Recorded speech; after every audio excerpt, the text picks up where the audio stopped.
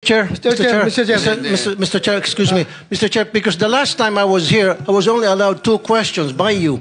And yet, mga kasamahan ko rito, bilang respeto sa mga kasamahan ko, they were allowed na 1 to sawa. Dapat maging fair ka, Mr. Chair. Pag sinabi mong 2 questions, 2 minutes talaga, you have to stick with it. You're not being fair, Mr. Chair. I am fair kasi nandito ka sa... No, kasi nung last time, sabi mo sa akin, 2 questions lamang. Sabi mo 1 question. Sabi ko, tinitipid mo ako, sabi mo 2 questions. And now, pinapayagan mo kahit na ilang questions. Be fair, Mr. Chair. Teka muna, bago tayo magkaroon ng impression na walang fair dito, noon, sinabi ko na in the earliest statement na nag-uumpisa tayo noon at kinakailangan nating mabakate ang plenary at exactly 2:15, kaya tayo nagmadali.